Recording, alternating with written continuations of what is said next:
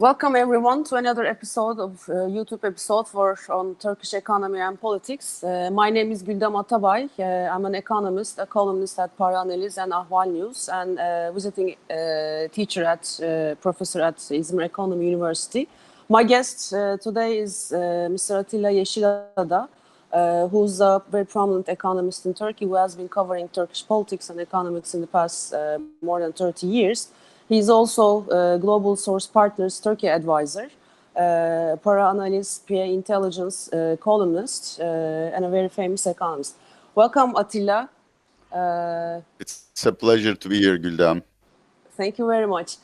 So, as we have covered Turkish politics briefly for the period after the repeat of the Istanbul elections, everyone is talking about whether the government is going to be able to focus back on the economy, but really in real terms, the real problems.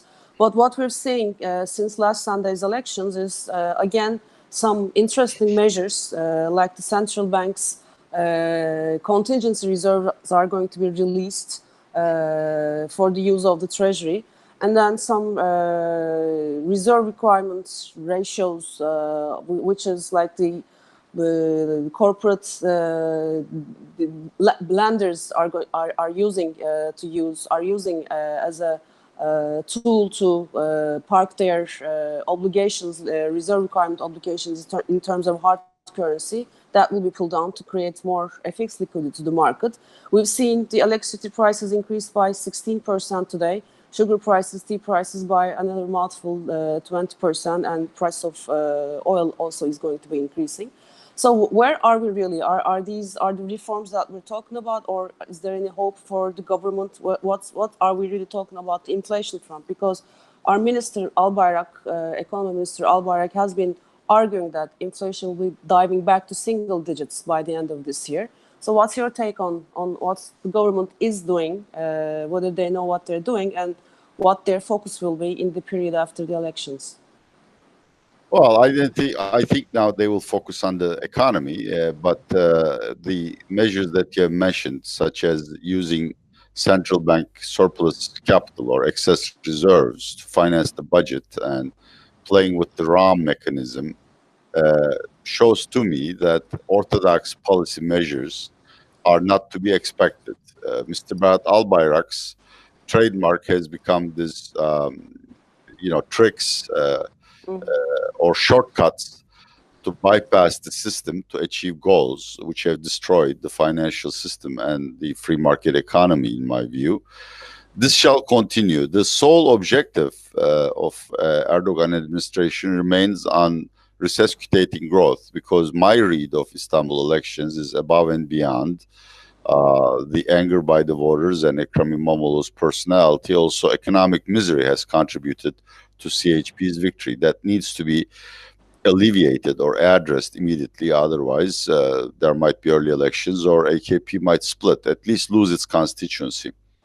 So the first task here is to tighten fiscal policy, where unless measures are taken, a lot of analysts, including us, expect deficits to GDP ratio to reach 4%, 4.5% of the GDP by the end of the year, which is not bad for other countries, but it's not financeable in Turkey, given that the banking system is too shallow. So Mr. Berat Albayrak is essentially asking central bank to print money to cover part of the deficit.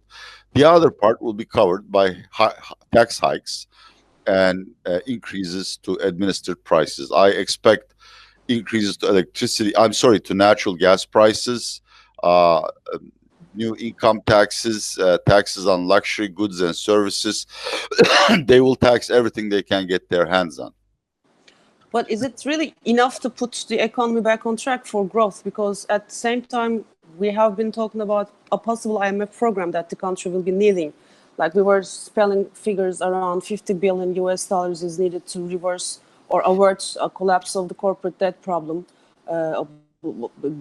Is the fiscal measures, is that going to be a ground to go towards the IMF, or is it just measures to control the general expectations? No, fiscal constraint by itself is, of course, contractionary. It's going to make the recession worse. And furthermore, the way it is done, that is by hiking taxes rather than cutting expenditures, is inflationary. There is no way we're going to have single-digit inflation.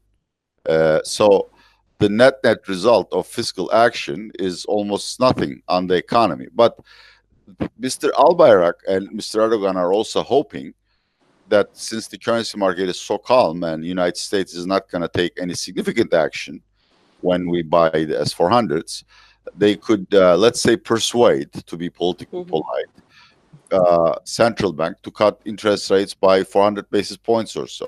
In other words, fiscal tightening would be mitigated or compensated by monetary easing and, of course, quasi-monetary policy, which is finding more funds for state banks to lend to the economy. But you're completely right. I mean, none of these really helps simply because Turkey's problem is that we have a corporate debt problem, which is being slowly shifted to the shoulders of the banks.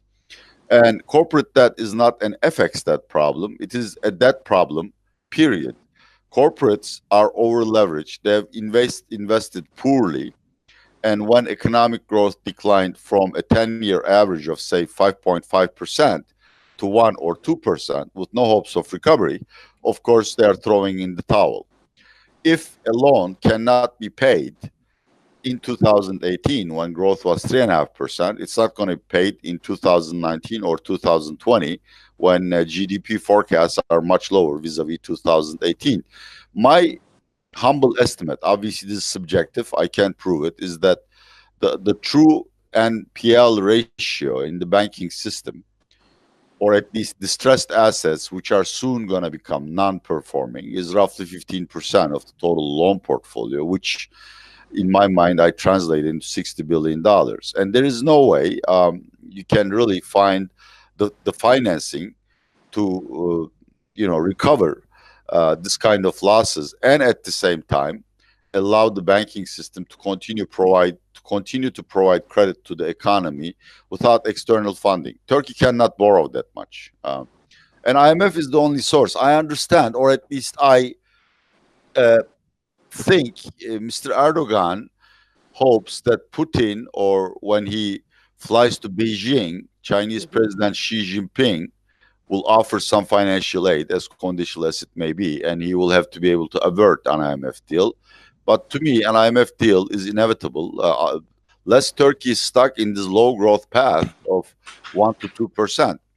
But let's make the seasonality clear. I mean, the next 3 months, unless we have another S-400 crisis, is going to be a period where the feel-good factor is going to be prevalent, because we're going to have a bumper crop year in tourism, and the government has already paid a bonus worth $12 billion to retirees. Another one is coming in a month and a half, so everybody's feeling good. Vegetable prices are low, nobody's using the heating, etc., etc. And sentiment indices are increasing in the last 2 months, yes. Yeah, obviously. I mean, when you get 25 million tourists, roughly 25% of the Turkish population over a period of 3 months, clearly they are going to shop, and hotels are going to procure from a wide range of industries. But none of this suggests a sustainable recovery. Again, as I've said, Turkish growth model has outlived its usefulness. We cannot borrow others people's money to grow.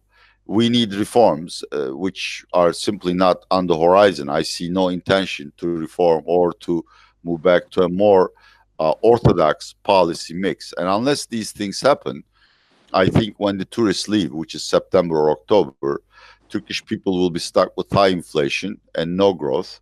And the conditions that precipitated Mr. Erdogan's defeat in Istanbul elections will become generalized to the national level. And there will be massive voter pressure to do something.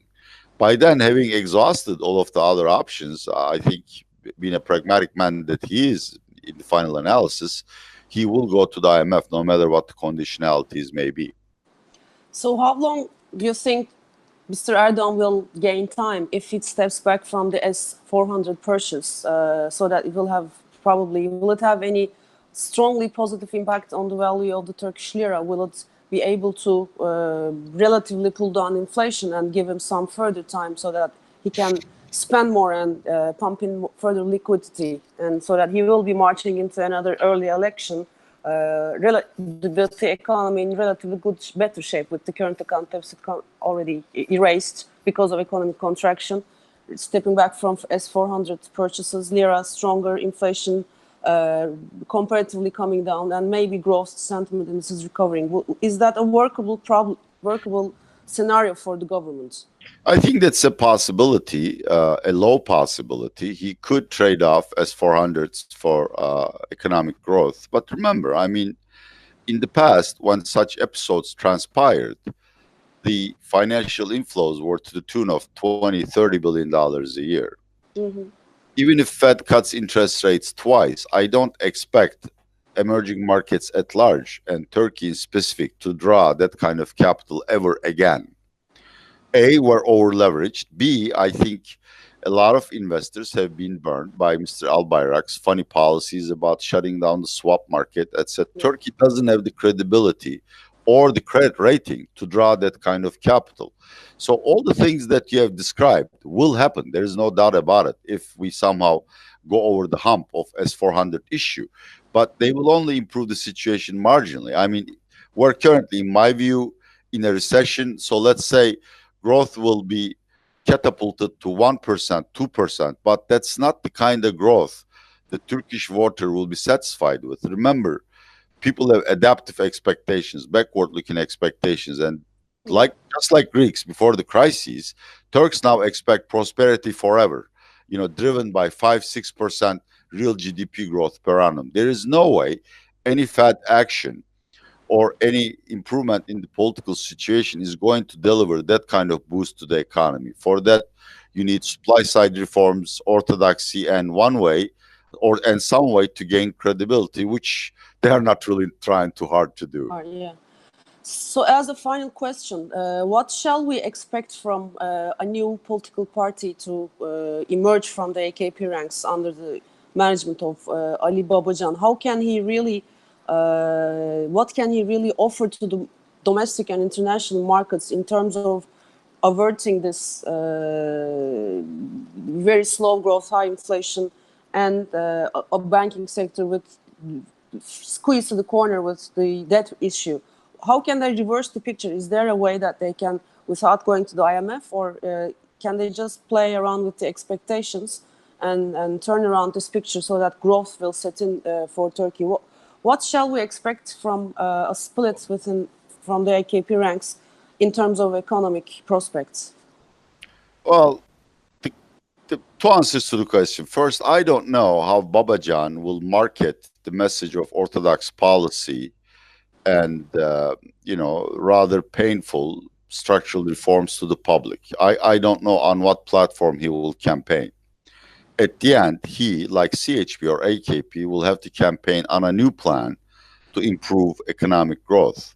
But assuming he shall play a role in Turkish governance in the future, he will definitely, he has learned, traditional economic policies. I think there will be much less cronyism in terms of handing out plum procurement tenders to constructors. Waste will be cut. And I don't think he's that antagonistic to an IMF deal as Mr. Erdogan is for personal reasons. But no, none of these helps. And I think that needs to be understood. The $60 billion bad debt I mentioned, it's too much, yes. Yeah, cannot be repaid in any scenario, or cannot be sort of written off over time. You can do that if you allow the banks not to issue any new loans so they can accrue earnings, which they can use to boost liquidity and capital. And I want to be very clear on that, because I think this is the critical issue that neither Turkish economists nor international observers understand. If a loan is non-performing or overdue, there are two simple conditions under which it can become payable. A, you will have significantly lower nominal interest rates, so the debtor can refinance. B, you will have to have significantly higher economic growth, which usually translates into higher cash flow. But it's not my scenario. I mean, look at IMF, OECD forecasts, Fitch forecasts. None of them expect growth this year and 3% growth next year. And At best next year. at best, yeah. And inflation, I mean, after today's 15% hike to electricity prices, I'm sure people have already dismissed low inflation expectations. So the prior conditions for bad loans now to be repaid within the next 2 years have fallen to 5% maybe, which means somehow you need to deal with them. And the only institution with the capacity, credibility, and the upfront cash financing to be able to do so is IMF. EU doesn't have a facility to lend to Turkey. China won't. China won't, yes. They'll come in only maybe to purchase some companies, but with massive lending to a tune of $6 billion, that's not really possible. That doesn't sound possible, yes. Atilla, thank you very much for your sharing your opinions. And good night, everyone. Thank you. Bye-bye. Take care. Bye-bye.